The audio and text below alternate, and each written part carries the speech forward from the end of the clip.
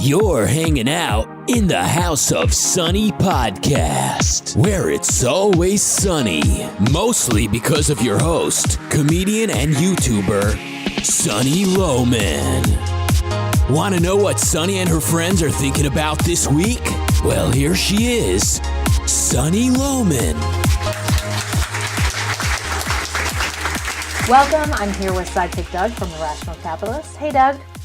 Hello. And our special guest today is, once again, history professor Alexander Marriott. You might remember him from our Turkey episode.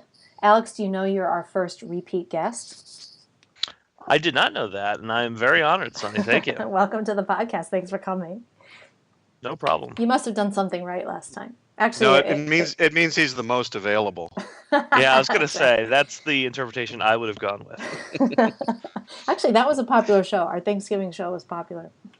But Great. Today we're talking gun control and the Second Amendment, so it helps to have a historical context. I think that you're going to hear some things today that you won't hear anywhere else on this issue. The historical context, for one, and it's not deer hunting, but also the connection of the mass shooter, the recent mass shooter Nicholas Cruz, to Trayvon Martin. That's right. Stay tuned for that. Even Alex doesn't know what that means. No, I have no idea. All right, first let's get to the voicemail. As usual, we have some jokes waiting for us. Do you know about our joke segment, Alex? I don't, but I'm excited. And it looks like Google phone wants me to log in again. So right in the middle of trying to do jokes, I'm having to log into this. Uh-oh. I might have to edit this out. I never edit my show. I can't Well, I can tell a story real quick if you want. I just found out we have a coyote in our neighborhood, speaking of guns. Oh, yeah? And my kids found a dead rabbit on the side of the house, which I suppose might be the Easter Bunny, which I guess is bad news for everybody. Uh-oh. So there's a dead rabbit on the side of my house. They think it's a coyote. There's been sightings of a coyote in the neighborhood. So, And the coyote's not falling off a series of cliffs? no, there's no TNT boxes anywhere near. So, Well, then I think you're fine. Okay. You don't see that. I've logged in, so we need to move on from should we go to the jokes? edit all that out. All right, so you know how a brainstorming session is, and they say that there are no bad ideas? Well, They're wrong. Hey, we have to start with that in order to get good ideas. Well, there are no dumb jokes on the House of Sunny podcast. So, Alex, what we do is people call into the voicemail, they leave jokes, and we just play them. They're unscreened. Great. All right, here we go. First joke. So, we've just heard that the Russians have spent millions of dollars trying to keep America weak and everybody angry at everybody else. So it's just like the Cold War. The Russians want the same things the progressives do. Oh, okay, not a joke, but a comment. I was going to say, this is a joke segment, right? This was a joke segment. I guess we should screen these.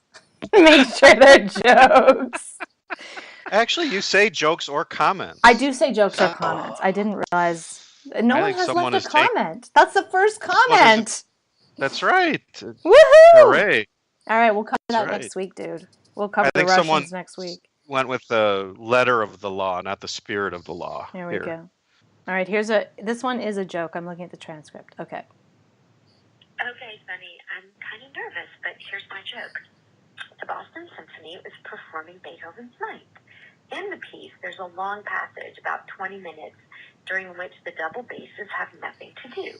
Rather than sit around the whole time looking stupid, some bassists decided to sneak off stage and go to the tavern next door for a quick one. I bet I'm the only person who hasn't heard this joke yet and who still thinks it's funny. But anyway, I'm going to keep going. After slamming several beers in quick succession, as double bassists are prone to do, one of them looked at his watch. Hey, you need to get back. No need to panic, said a fellow bassist. I thought we might need some extra time, so I tied the last few pages of the conductor's score together with string. It'll take him a few minutes to get it untangled. A few moments later, they staggered back to the concert hall and took their places in the orchestra. About this time, a member of the audience noticed the conductor seemed a bit edgy and said as much to her companion. Well, of course. Ooh, it's really funny. Oh, is that it? What? That's it? She got cut off? Wait. Awesome. So there's probably a she- time limit. So she Said her she- companion. Oh, here we go. Don't you see? It's the bottom of the ninth. The score is tied, and the bassists are loaded.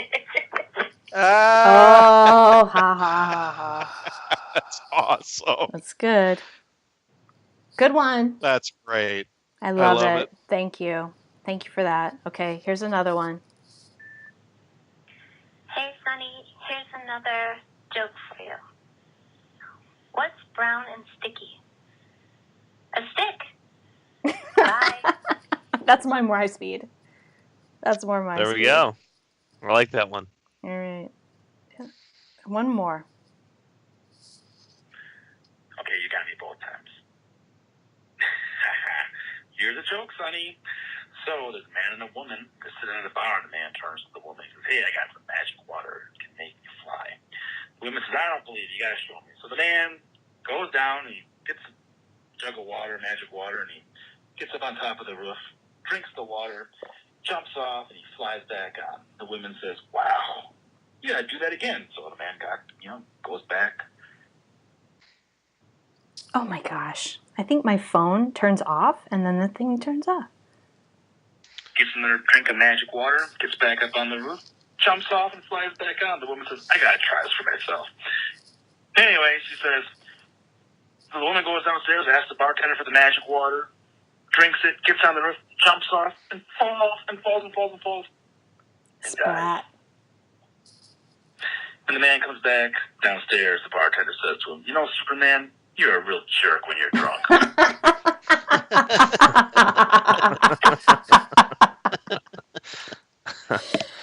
All right. That one I've heard before, but it's still funny. That's the best joke we've had. That's pretty good.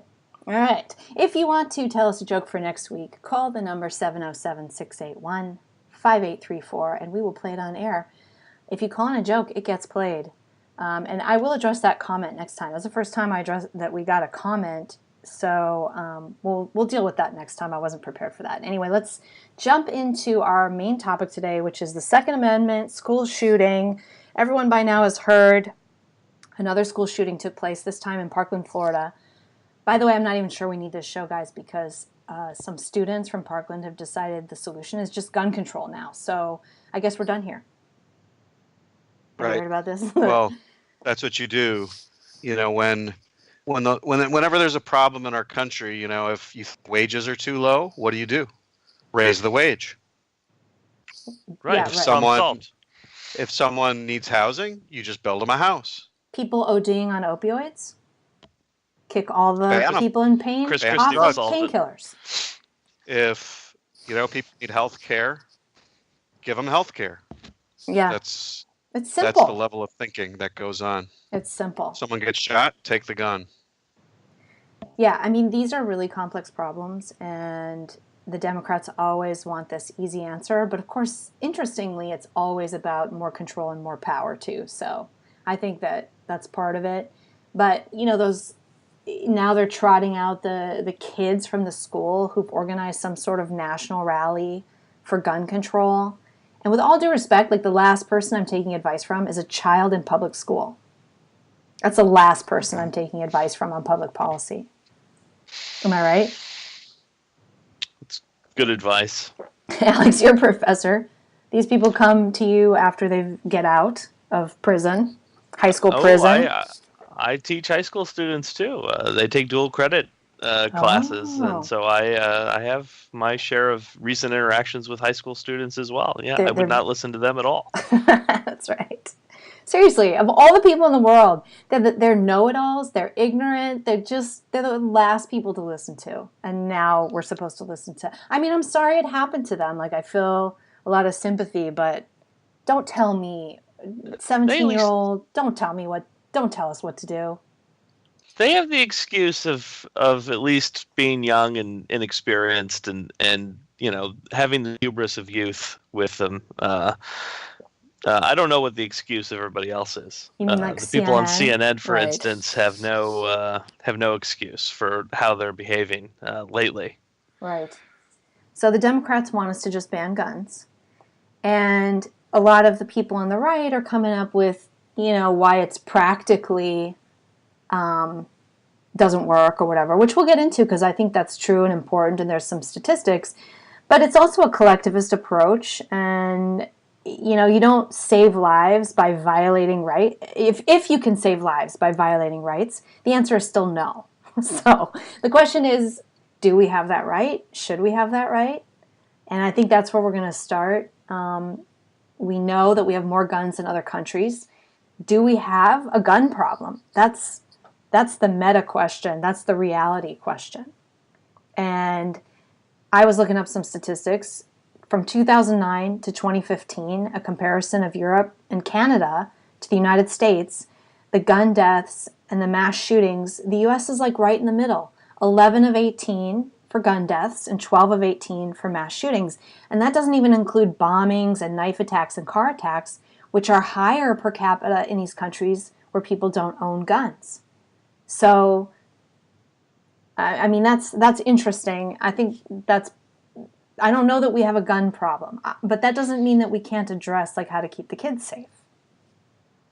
Well, there's also another issue here too, which is not only do the statistics not bear out that the U.S. has more frequent mass shootings per capita, but when you look at overall gun violence in the United States, I think it's a huge mistake to make generalizations about the United States and the correlation of gun ownership to crime when you really break down the statistics, as many have done, and we can probably leave some links on your page for this, but a vast majority of the homicides by gun take place in a handful of places within the United States. For example, one article that I was reading, I think it was The Guardian, have statistics that they compiled in 2017 that when you break down the various neighborhood areas, mostly inner city, not only certain cities like Washington, D.C. and Chicago and Baltimore and so on, but particular neighborhoods within cities where this violence is clustered, 1.5% of the country's population has 26% of America's total gun homicides. And you can go on and on with these statistics that I won't recite, but the point is that the gun violence in the United States is really concentrated not only to certain cities, but certain areas of certain cities that are impoverished, that are crime-ridden, and so on. And so America, when you back that out and back those areas out and you look at the actual gun violence per capita throughout the rest of the United States, our rates are right in line with most other countries, if not lower than most other countries. We look like a typical kind of European country. Yeah, so we're a typical Western country, even though we have so many more guns. Right, and when you can also break the statistics out in terms of guns per firearm, which puts us even lower down the list. But so there's a lot of different ways to look at the statistics. Per firearm, but deaths you mean death? Per firearm? Death? Right. I'm sorry, deaths or homicides per firearm. Yeah. So making the point that it's not the number of guns, it's these particular areas. America has a gang violence problem, and it has an inner city poverty problem, and all the cultural factors that go into explaining why those areas are crime-ridden, including not only culture but the drug trade. Right. But to say as a blanket statement that the United States, that because we have so many guns, we have more gun violence, is not borne out at all by the statistics, or that we even have more mass shootings. Yeah, well, we don't have more mass shootings. We're 12th of 18 on mass shootings. And again, that doesn't count there was another term I've been hearing thrown around, mass violence. So like that's when you drive a truck through 100 people or bomb people. That is much higher in Europe than here.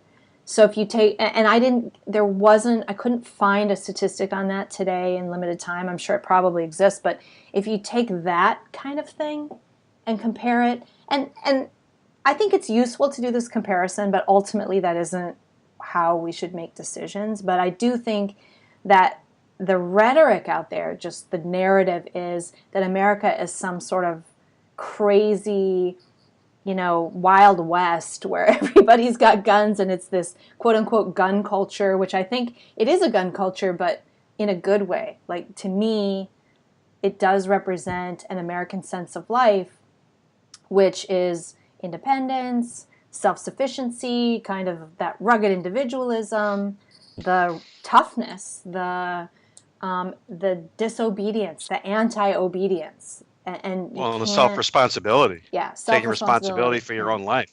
Right. I mean, and by the way, when obviously the mass shootings get a lot of coverage because of how awful and tragic it is, but the percentage of overall homicides in America or gun deaths that the mass shootings represent, I think is something like, I saw the statistics somewhere, it's less than 1% of the overall homicide rate. So the real homicides that are occurring by gun violence are not happening in mass shootings. They're happening every day, mostly a vast majority happening within very concentrated areas of the United States, St. Louis and Chicago and so that's a good point. Like that. I mean, if we're really caring about lives and wanting to protect people's lives, it really is maybe a gun violence question and not a mass shooting question. But I think the mass shootings are just so, it's almost like apples to oranges a little bit, because like terrorism bothers me because it's preventable and it's terrorism. And I hate it when people say, oh, well, you can die in a car accident. You're more likely to die in a car accident than from a terrorist attack, so don't care about terrorist attacks. Right, totally agree. I mean, these mass shootings, it shouldn't happen at all. Yeah. It shouldn't be tolerated. And there are certainly steps we can take to addressing why these things happen, and not only culturally, but just from a simple security and law enforcement standpoint. And I think you've got a great story that you were telling me about earlier that I actually read and posted about too, about what happened in Broward County. Yeah. We're going to get into one of the causes specifically of this Nicholas Cruz case that's linked to Trayvon Martin specifically. We're going to get into that, and you guys aren't going to believe this, and that's coming up. I'm going to get into that after we talk about the Second Amendment. But the narrative is that America is much, much, much worse than anywhere else. We're the only ones who have these mass shootings. Our people are going crazy. Our young men are going nuts, and their easy access to guns is making it worse and all that stuff. And the statistics just don't back that up. They just don't back that up. So with that said, let's just put that out of the way, because it doesn't matter how we compare to Canada. Really, it matters what is right for America and our people. And with that, I think let's talk about the history of why we own guns. People are saying the Second Amendment is obsolete. So what is the Second Amendment? Is it obsolete because it was about militias? I mean, so Alex, I'm going to throw that to you and tell me what you think. All right. Well, I'm happy to be on the show, and I'm appreciative that you've invited me, and hopefully we can have a humorous and lighthearted discussion about a serious topic. We'll see if that works, right? So the Second Amendment, right? I'll just read it just so we have it out there. A well-regulated militia being necessary to the security of a free state, the right of the people to keep and bear arms shall not be infringed. Fairly sweet and to the point. Why do we have it? I mean, I was in preparation for coming on to talk to you about this. I reviewed a few documents and debates had leading up to this moment in 1789, 1790, when the Bill of Rights were being discussed and proposed and then ratified. A number of things comes up as to why exactly this amendment gets included in the list of 12 that were ultimately proposed to the states for adoption. And I wrote just some notes down here. But one of the reasons why the word militia appears, which I think takes up a lot of oxygen whenever opponents of the Second Amendment talk about it, because they want to focus on that part of the amendment very, very closely. That's because it's their only loophole, I think. It's the only way they can see like a way out. Oh, we don't need militias, so we don't need the Second Amendment. Right, and the wording here is what they pin a lot of hopes on.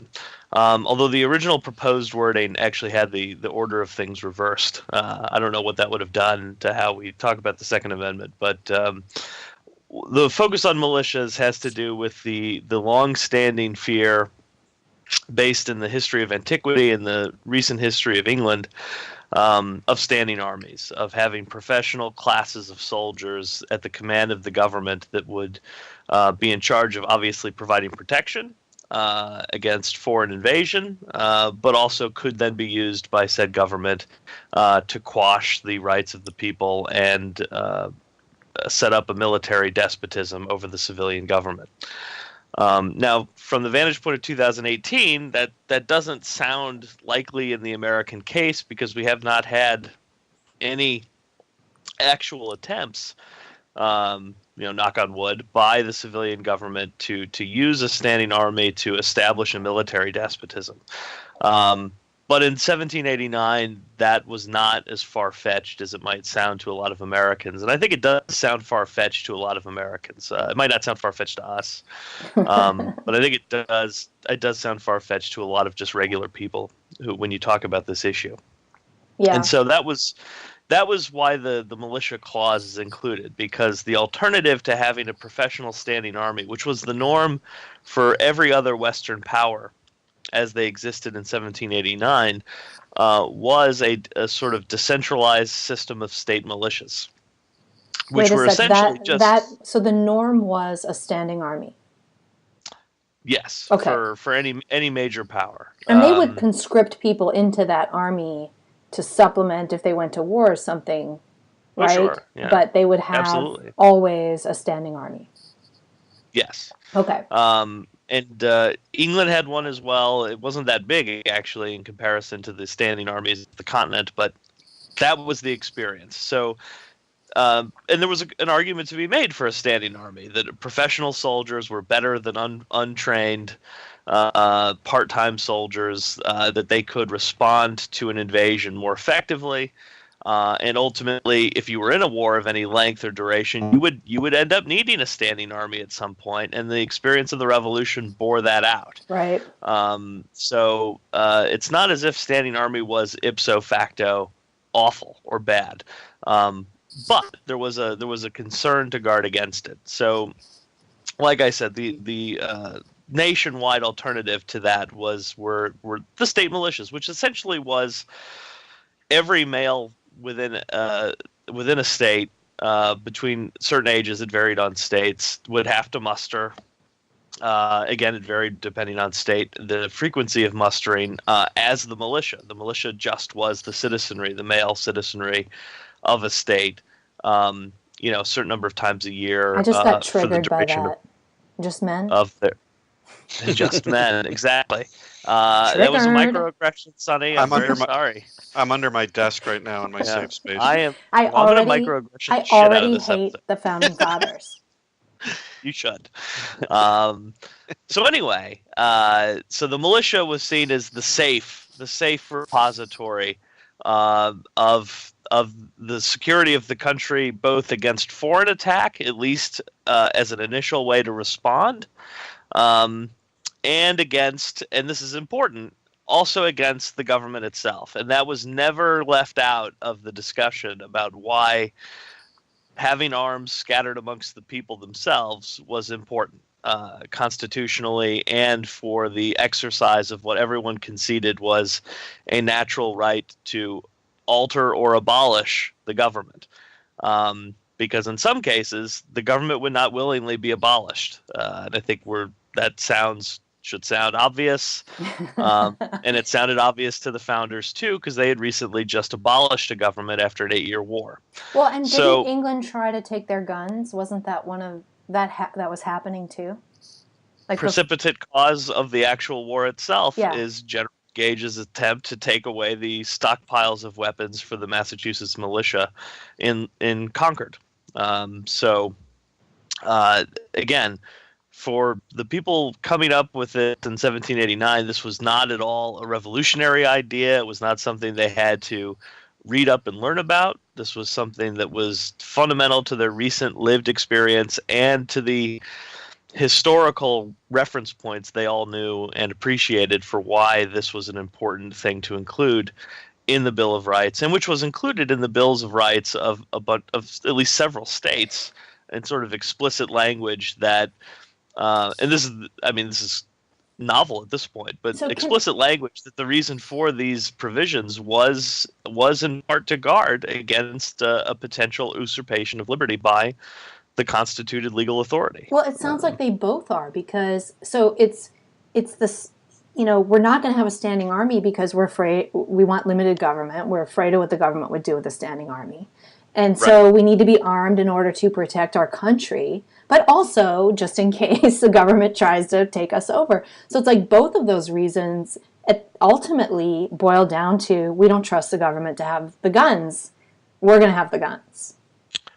Right. And I mean, I don't think it's any shock that the phrase that turns up a lot when legal commentators early on talk about Second Amendment and amendments in the state constitutions that mirror it is palladium of liberty. That keeping the arms amongst the people is a palladium of liberty, a fortress for liberty. It's from foreign aggression and from domestic aggression. And in this case, the only domestic aggressor could be the government itself. Okay, I love that. I mean, I'm glad you explained what palladium means, because I didn't know, but a fortress of liberty. That's what the Second Amendment is.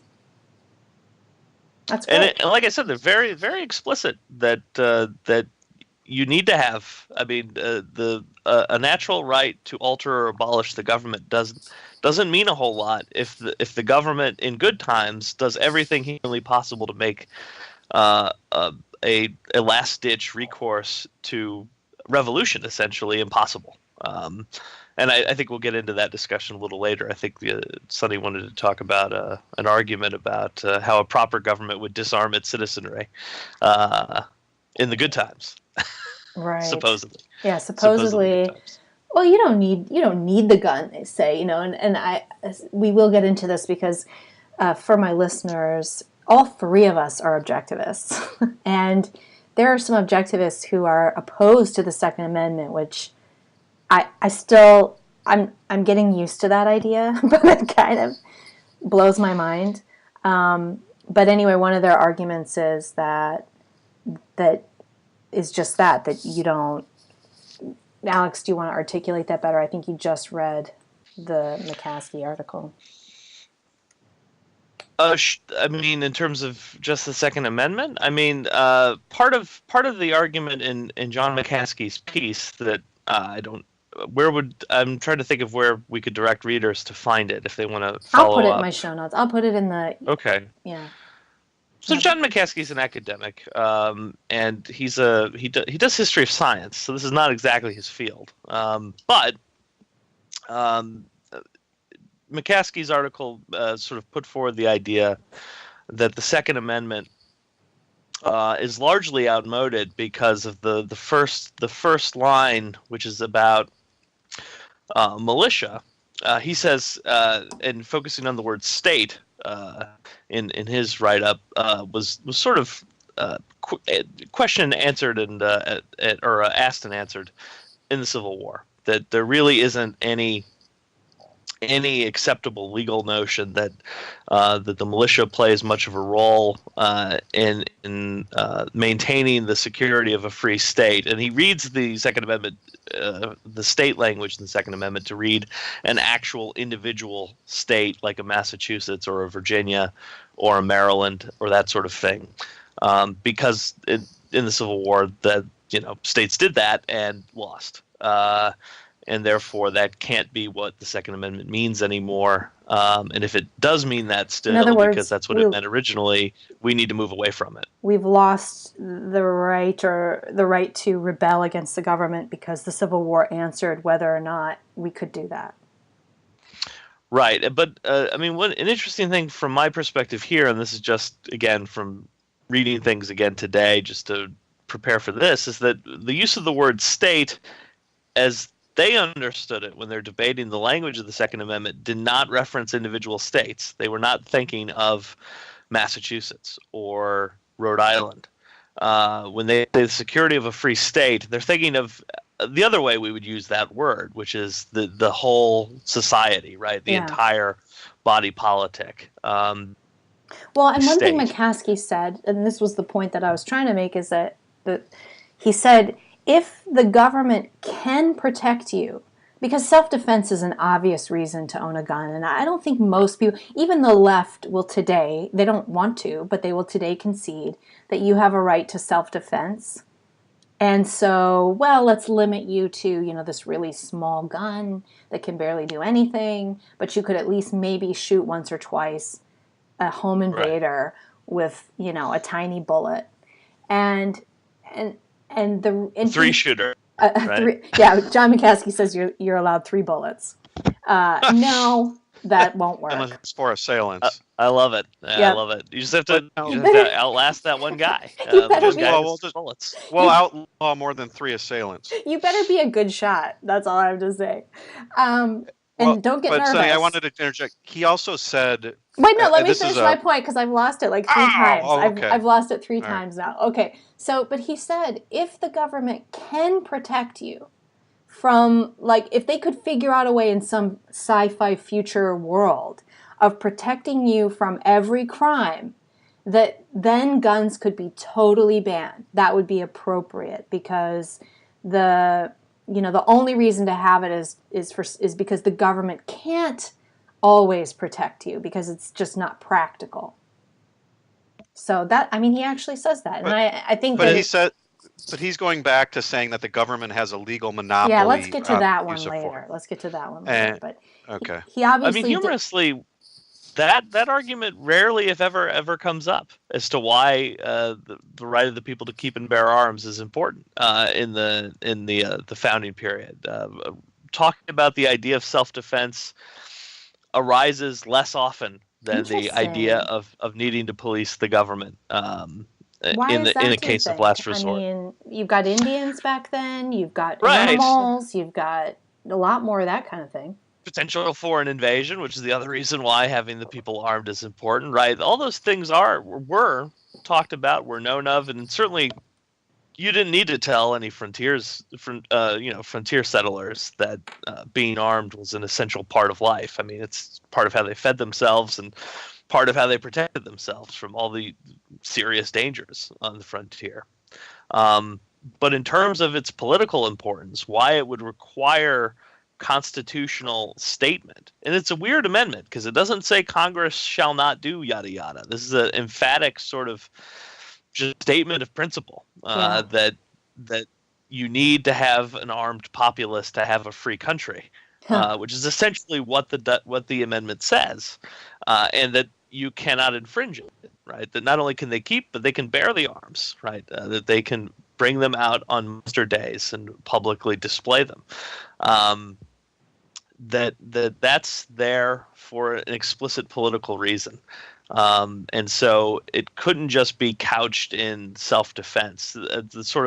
Self-defense would have been one of the self-evident things, to quote Jefferson, that all of them would have agreed on. It would have seemed silly to them to even have a debate over whether or not you had a right to protect yourself. I think that's a really good point, though. I don't think people know that, because that's always what the conversation centers around today. But what you're saying is they don't even talk about that. The whole thing is about protecting yourself against a tyrannical government.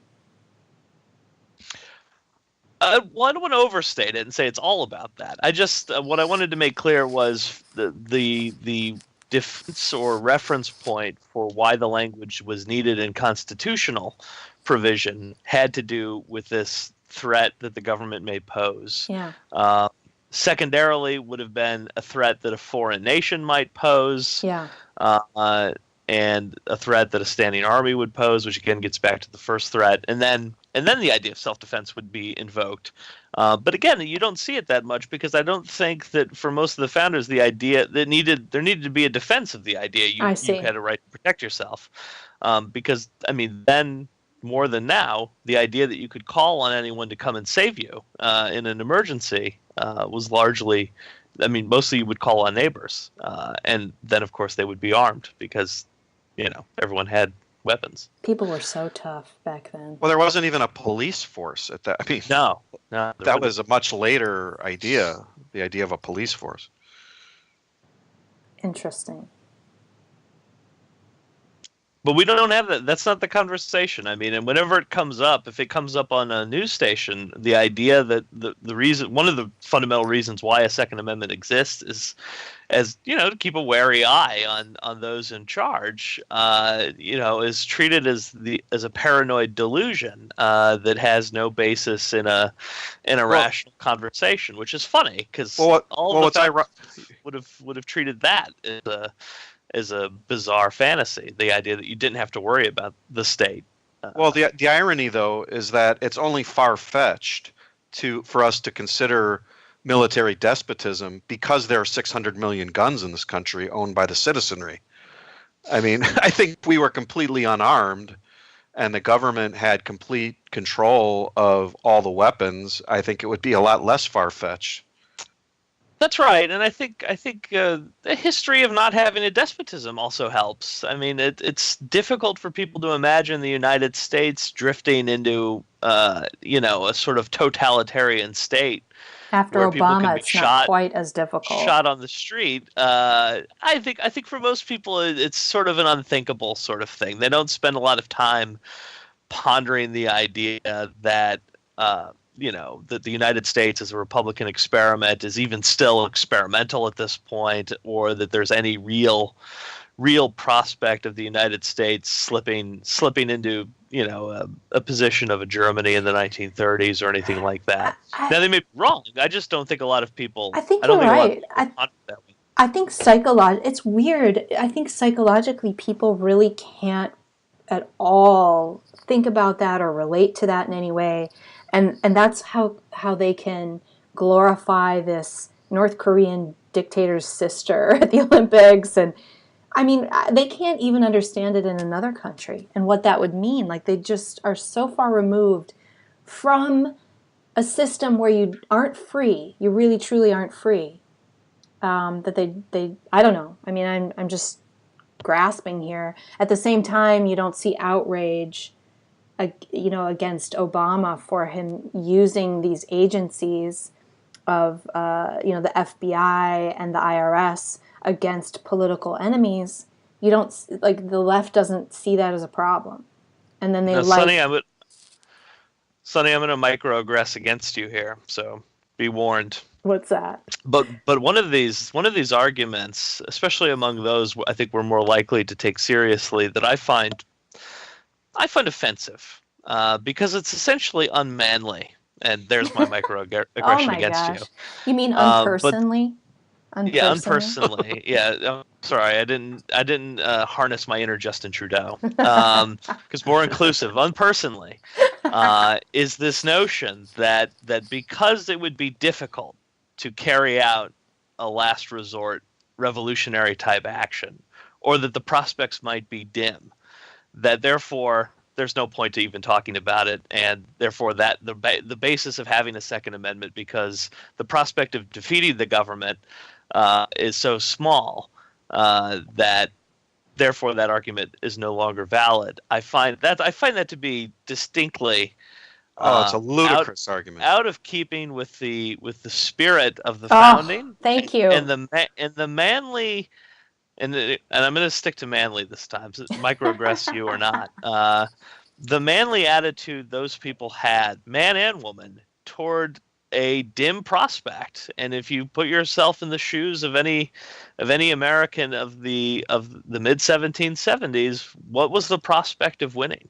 that particular conflict against the world's richest, most powerful military. That had literally so much money they could just hire another nation's army and then sail it across the ocean to fight against you.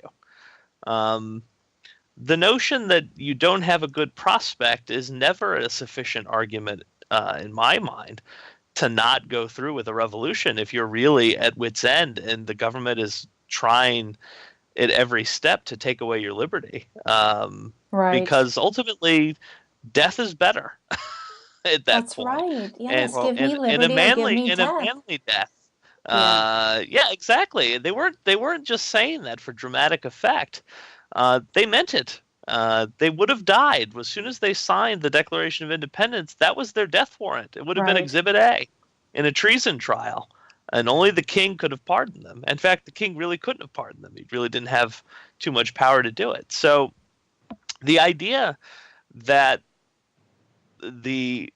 whether or not you have a prospect to legitimately win decides whether or not the Second Amendment makes any sense, I think it's pathetic. It's not only pathetic, it's an absolute evasion and a complete evasion of history and reality. Ask the North Vietnamese. I mean, ask U.S. soldiers now that are still fighting against these tribal villagers in the mountains of Afghanistan. Ask the American revolutionaries that took on the biggest military force in the world, as you alluded to, Alex. You don't have to necessarily win where we're going to ride up on horses and have the U.S. government sign a surrender declaration.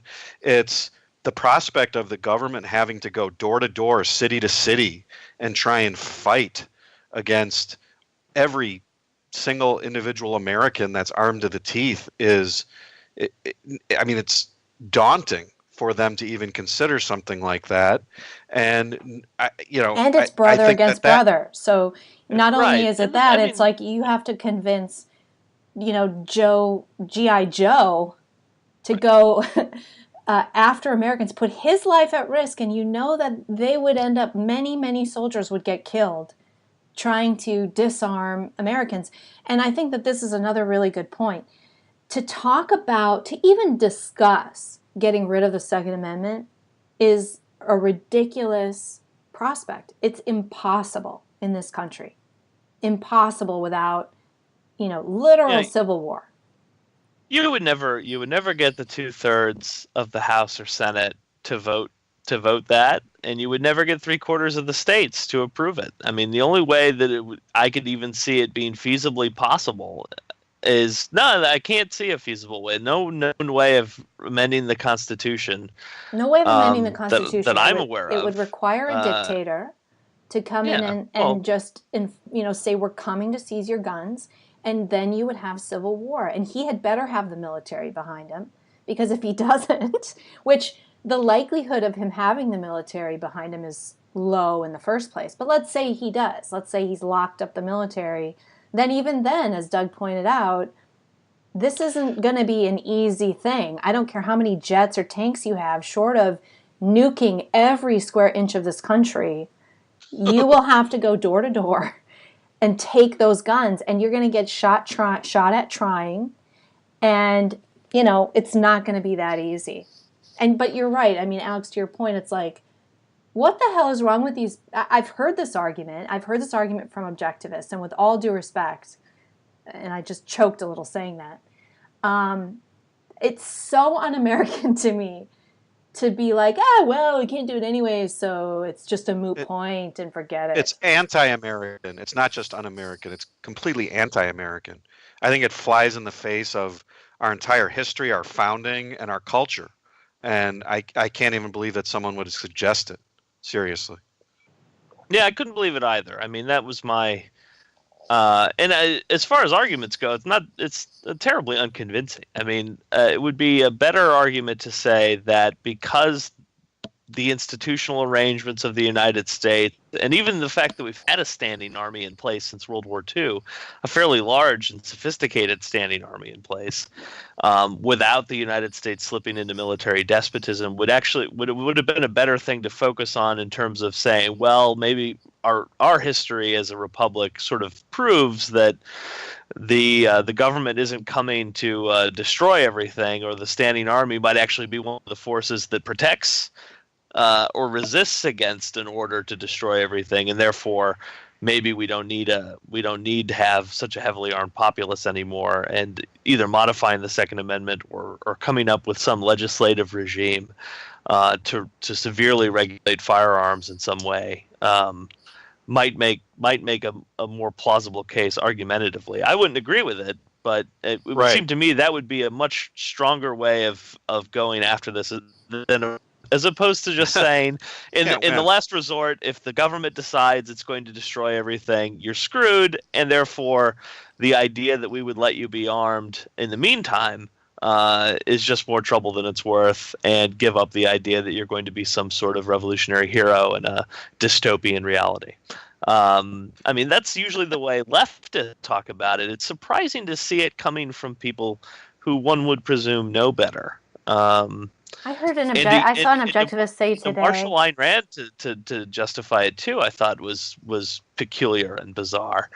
Yeah, I mean, that's one of the things. Well, they do that, but I saw an objectivist say today that, well, if you had to have armed revolution, or if you actually had to shoot at your government, is the government even worth saving? I was like, what? And then I saw an objectivist respond to that and say, well, but my life would be, so yeah. That's just good answer. Well, I mean, at that point, the government might be gone, but that doesn't mean that you don't have a duty to go on with your life and attempt to reinstitute a new government that would be better for your happiness. I mean, the Declaration is very clear about how exactly governments go down and how they get recreated. Yeah, so George Washington says, well, England is so bad, like the British government's so bad, it's not worth saving, it's not worth fighting for America anyway. For my new country, anyway. I mean, I don't know. That's just the weirdest thing. That gets us back to the unmanly thing. It would have so violated his sense of honor and his duties as a human being, or as a man, in his own language. Yes. That the idea of doing it would have been the worst form of capitulation, of self-destruction that he could have committed. He would have rather gone on. He would have rather put an end to it right then and there. What's the point? Yeah. How can you look yourself in the mirror? We can't win this thing. Yeah. Gee, forget about it. Don't even try. And unfortunately, as objectivists, we want objectivists and the objtivist movement to be like, we can do this. We can reshape the culture. We need to have an impact. Particularly, I think as objectivists, a big thing that we think that we get that other people don't get is the ethics of life, and why you need an ethics of rational self-interest to prop up capitalism as a social system rather than, the other ethics that are out there as choices. And we need to be disseminating that in the culture. And I want to see my people, I don't even care if they're pessimistic about it. At least say you're freaking doing it and you're going to do it. Not, we can't do shit, let's move out of the country, let's get an escape hatch plan, let's, that ironically doesn't involve standing up for the ideas if the government becomes evil. Yeah. So. How about give me liberty away to death? Remember that one? Yeah, exactly. Well, it's really important in this particular moment because, I mean, one of the things I didn't see was a projection of happiness. I mean, Nicholas Cruz had to be, just by implication, a profoundly unhappy, if not completely disturbed individual who had no way to put his life aright, and his foster parents had no way to see that he was unhappy or any way of dealing with it or helping him. And one of the great things about objectivism, not to proselytize for it, but it offers a pathway forward where you can make yourself a happy, decent human being and enjoy life. And that's one of the best things about it, even though a lot of its practitioners are miserable curmudgeons. And I wish they weren't. I wish they really enjoyed everything about life, even in a world full of compromises, right. and full of things that, frankly, are going our way. Yeah. You know what I'm tired of hearing? Oh, it's a 50 to 100 year effort to change the culture. I'm so tired of hearing that. It's so defeatist. It's a cop-out. It's a total cop-out. It's just like the cop-out of saying you couldn't win, therefore there's no need for a Second Amendment. Yeah, and we won't see freedom we won't see this in my lifetime. So, don't expect big changes. Don't expect the objectivist movement to get anywhere. It's like, well, it's a very rationalistic and perfectionist view of the world, that there's now and then there's perfection, and there's nothing in between along that path that makes life better. And it's ludicrous. Like we're going to wake up someday and we've got it, we've won. It's also self-fulfilling. I mean, who's going to listen to a group of people who has a piss poor fatalistic attitude about anything? I mean, if I were a person who needed direction and didn't know where to go, and I ran into a group of people who said, it's going to be 50 to 100 years. Nothing will really change in the course of your lifetime, and you just get to deal with that. Is the main message I'm hearing. I'm moving on, right? I want people have a right to be happy today and to be happy tomorrow. And if they're not being offered ideas that offer that as a rational, realistic prospect, I wouldn't blame them for listening to somebody else. The Patrick Henry, George Washington kind of honor and manliness is the path to happiness. I mean, even you're putting your life on the line, but that's how you feel good about yourself and feel good about life. Yeah, what if Patrick Henry had said, 50 and 100 years, we'll get, once these English guys die off, well, then we'll get at it. We'll get after it. Yeah, I mean, it's like I said, it's impossible to think in those terms with those particular people at that particular time. I just never would have entered their mind to ponder things in that way. Yeah. That you could be happy, sort of not taking the challenge directly head on, because the alternative was either death or a life worse than death. Yeah, a life without personal honor. Right. Yes. Like that. And the ability to guide your own destiny. To guide your own destiny, to just do the bidding of a king would just be, the slavery of that, living under tyranny would be unacceptable. And that word was used explicitly. That it was like slavery. And Washington, comes to the very unpleasant realization that in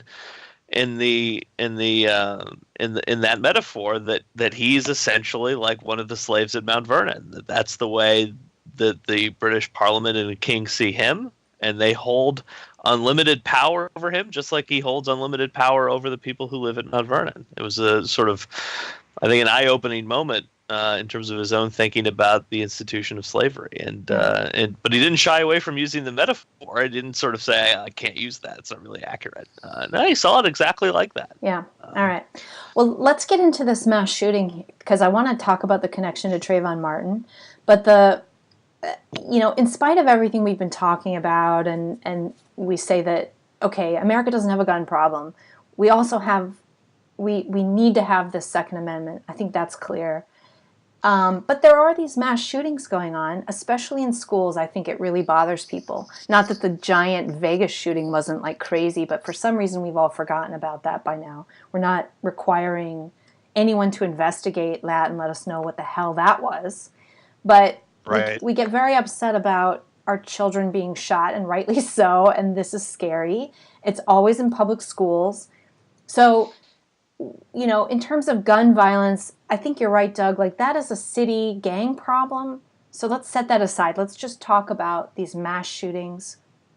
They're always in gun-free zones. So that's a possible cause or thing we could change. They're always in schools.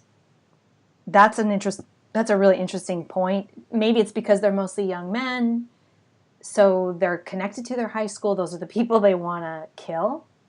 A lot of these guys are on antidepressants, which is weird. And I mean, is anyone looking at that?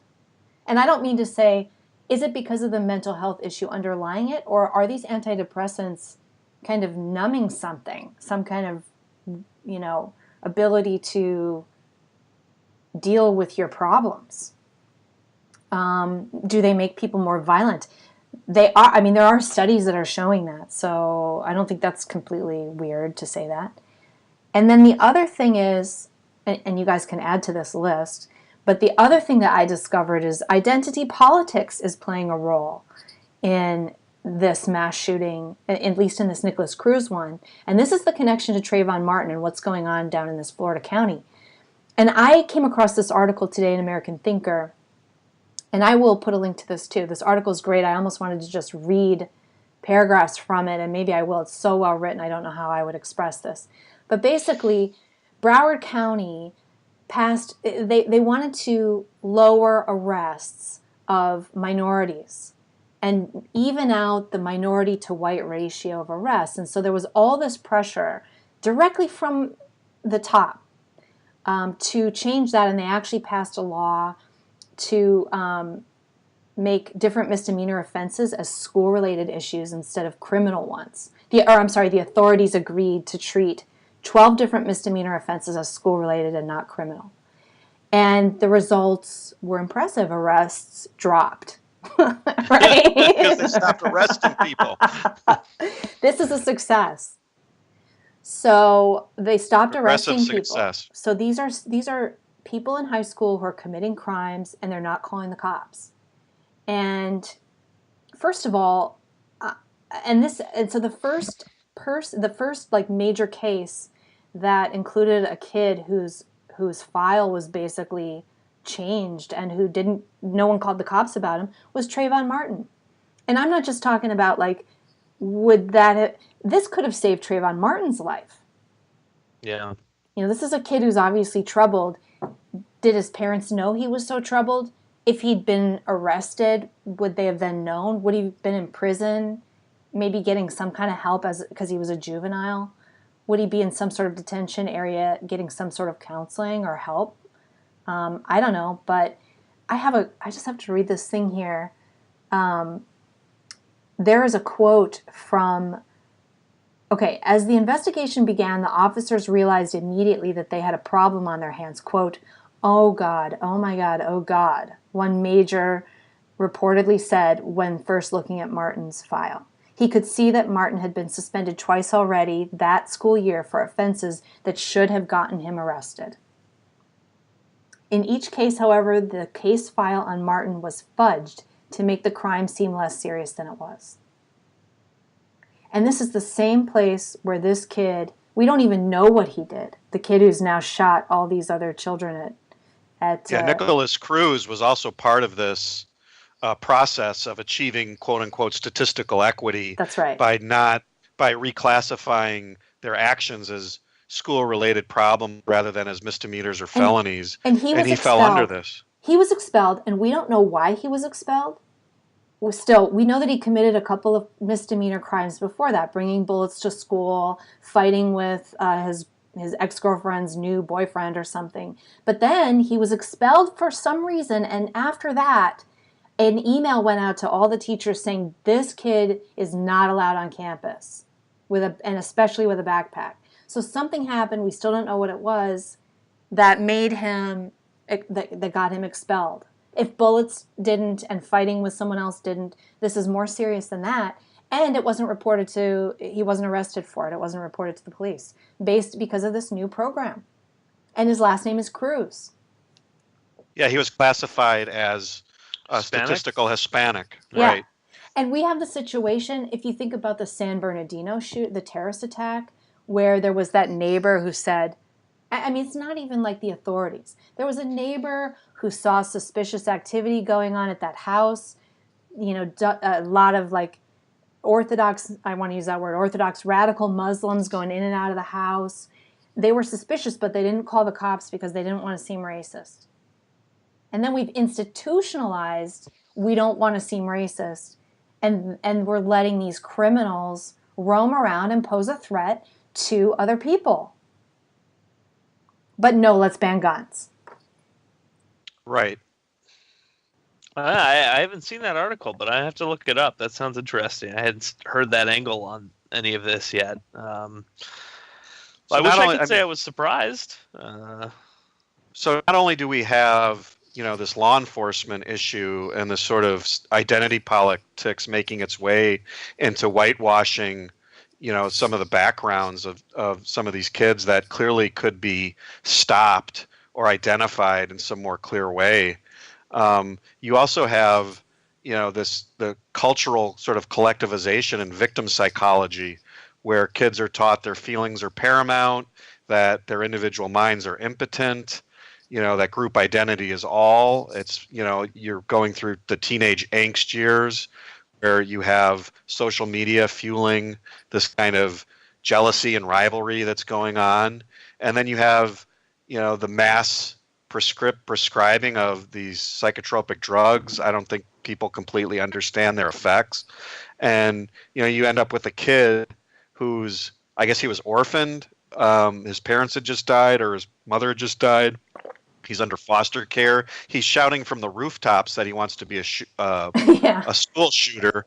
There was a report, I guess, that went to the FBI from a YouTube comment.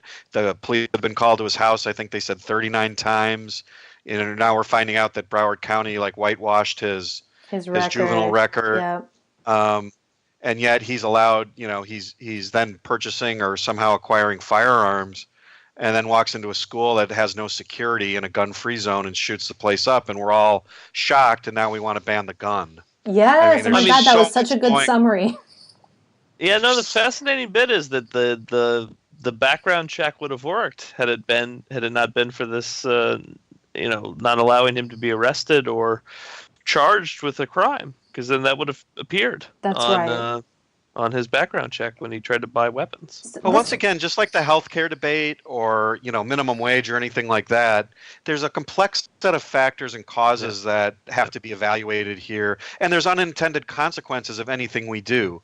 If you go banning guns, there's an unintended consequence to that in terms of, all the principles we've been discussing, as well as the practical effect of not allowing people to defend themselves. I think that's important. And I wanted to bring up in Australia, when they banned guns, rapes went up, burglaries went up. It's not just we'll ban guns and everything and we'll live in this peaceful society. In Europe, you have people get slaughtered. When somebody comes in with a gun, it is a slaughter. There's never a guy concealing and carrying there to stop the shooter after 4 people are dead or it's just over and you're just a sitting duck. Or if you're a woman and you can't arm yourself, you're a sitting duck in your home to anyone who's got who can get in the door or the window. It's very odd to be up in arms against a mode of murder. There are all sorts of ways to murder other human beings. You couldn't possibly, other than just a general law that murder is going to be punished by a certain set of punishments. I'm not to be this up in arms against. Being murdered by a gun, I guess it sounds bad, but being murdered by anything sounds terrible, to me. To be murdered by a car that's been rented by a insane terrorist figure who decides to drive down everybody in a crowd. That's an interesting that sounds question. awful. What way would or you... knifed. Or knifed, yeah. Or to have acid just thrown happened in my in face, Europe. or to be strangled, Right. Or suicide bombed by an explosive vest. All modes of murder are already illegal. I'm not sure it seems to me like we're missing all the things that make some of these stories possible that have nothing whatsoever to do with the chosen form of murder. If the guy in Vegas had decided to rent or steal a massive construction truck and drove it at top speed for that concert venue, he could have killed just as many people, ramming through that crowd of folks. And there's nothing anyone could have done to stop him. The fact that he chose to buy a gazillion guns and then, shuffle them into the hotel while the hapless hotel people just apparently didn't notice anything. A casino. Didn't notice anything. Bag after bag that this guy's bringing in of clanky metal heavy stuff. I get that it's awful. Like the idea of being gunned down and not being able to do anything about it by some creep hanging out on a floor of a hotel doesn't sound appealing to anybody. But if he'd chosen to drive through the crowd, that doesn't sound good either. And it seems to me we need to be focused, on what the, as Doug just said, what the complex series of factors is that led us to that event. The fact that he got a hold of guns, yes, that's part of it, because we would hope that a person who's trying to commit murder doesn't have easy access to weapons. But why has he decided to murder everybody? And in that case, we still don't know. In Nicholas Cruz's case, it seems like any number of laws and any number of people and any number of mechanisms we've already set up to make sure that people in trouble get help and are identified and then don't get weapons sort of failed in a spectacular series of unfortunate coincidences. And the horrible end result is 17 kids are dead. And to sort of plead for an easy solution the idea that McCaskey put this article out again and said the solution is repealing the Second Amendment is so unserious a solution to this situation. It's almost impossible to think that it's not just a public art performance and he's actually joking. But the 3 bullets thing gets me. You get 3. No, I know. You get 3 bullets. It's like that is so wrong. Like in terms of practice, he's granting you that you have a right to self-defense, but says you're only allowed 3 bullets. Is so. I'm sorry to everybody out there who's not an objectivist. Please do not think that is a normal objectivist viewpoint. I just that is so absurd to me that I can't imagine that he wouldn't change his mind about that if he sat down with somebody for 5 minutes to explain. It's so obviously wrong. You could not defend yourself with 3 bullets. But doesn't this also play into, I guess, the leftist methodology or epistemology where they almost seem to fantasize that central planners can just pull levers to, again, it goes back to healthcare, wages, housing, gun violence. The central planners just need to have the fortitude to pull this lever. And everything will be okay in this utopian world. And it's just absolutely ridiculous. And it's evil because it doesn't take into account cause and effect. And nor does it take into account principles or reality. Well, and as Alex said, that more, the idea of having some manliness and protecting yourself, having that American sense of life of self-responsibility and also defiance. Also, I'm not going to give the monopoly of force to the government over me. Like, I'm not going to do that. This is people out there who aren't objectivists maybe haven't heard this, and I understand it's not Ayn Rand's idea, but I guess she did say that, and I don't really understand the full context of that quote. But she said that the government has a monopoly on force, and therefore the Second Amendment is suspect. And I don't know if she would have applied it that way. I'm not sure. I don't care. I think that, even just that language, the monopoly on force, actually makes me cringe. My government is we the people. The government, and based on your history lesson today, Alex, I even feel more strongly that the purpose of the Second Amendment is so that we can defend ourselves against. The main purpose is to defend ourselves against the government, and so.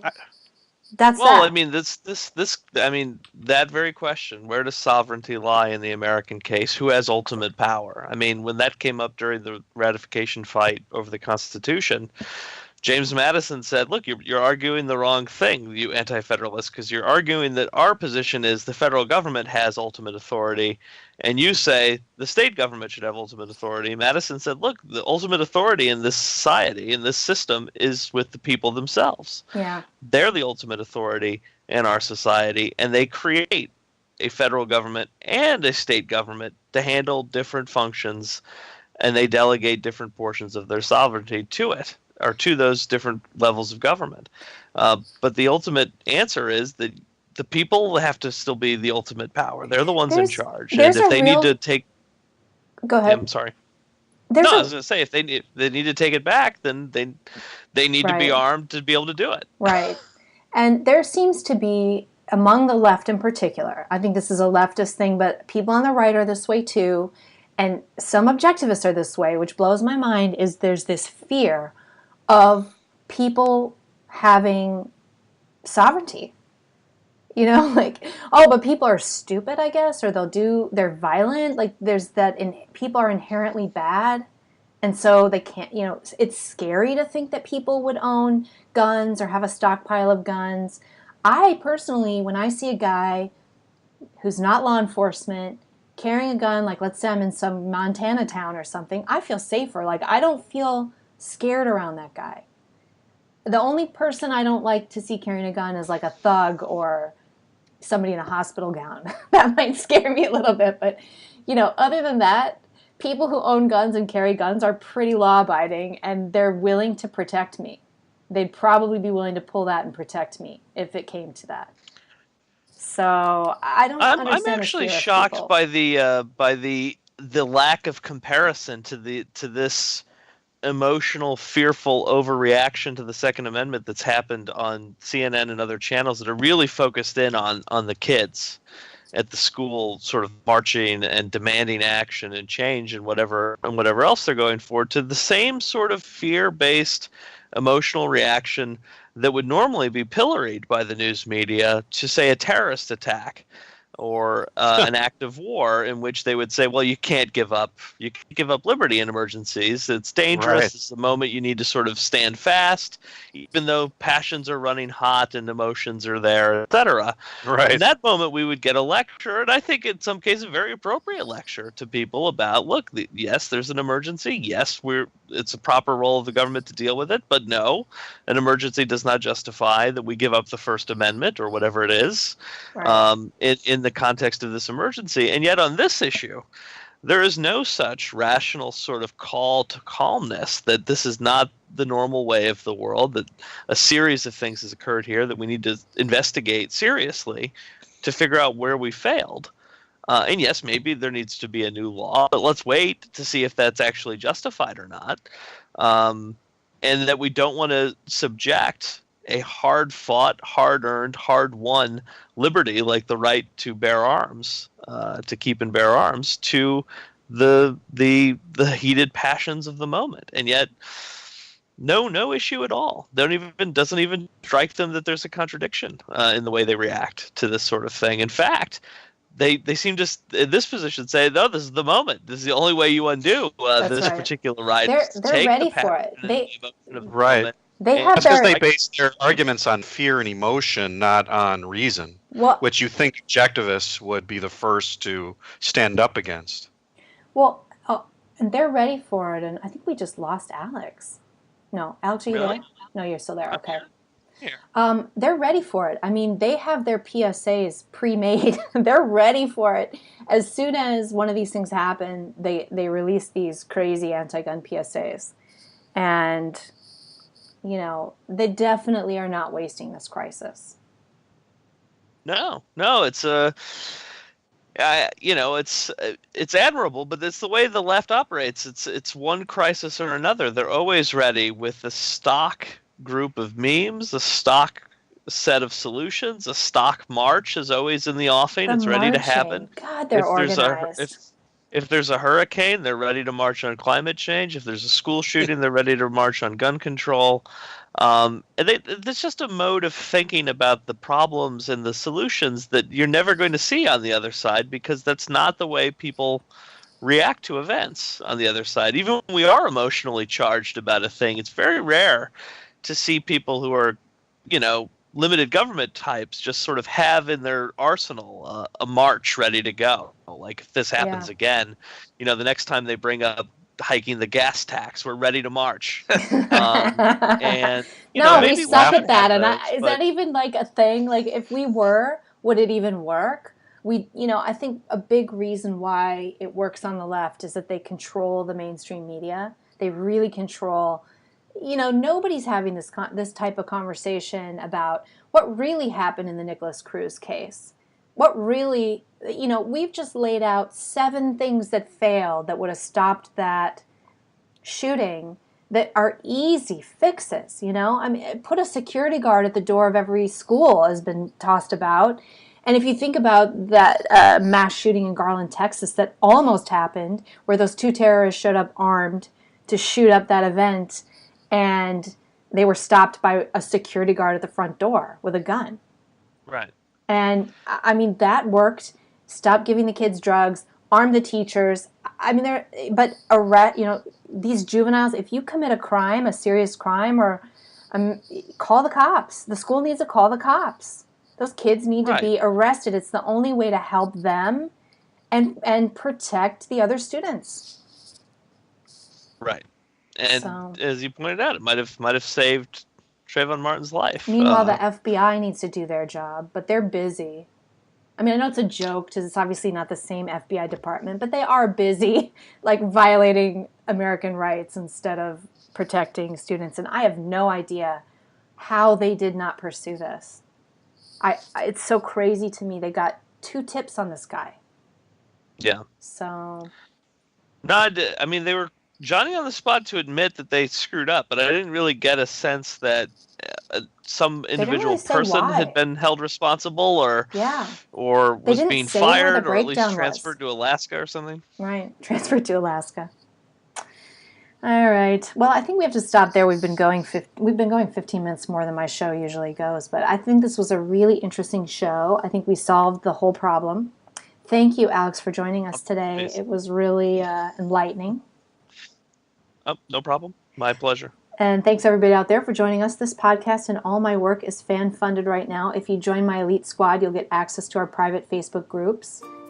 One group, there's mugs. We have a t-shirt coming out. And if you would like to be a House of Sunny Elite Squad member, go on over to patreon.com/House of Sunny. Thanks for joining us. See you next week. Thanks for listening to the House of Sunny podcast. Go check out Sunny on YouTube at her channel, House of Sunny. Everything Sunny does is fan-funded. And because she's likely to get kicked off and demonetized on every platform at some point, please support her over at patreon.com/House of Sunny. Become one of Sunny's elite squad and have access to behind-the-scenes footage, t-shirts, special events, and more.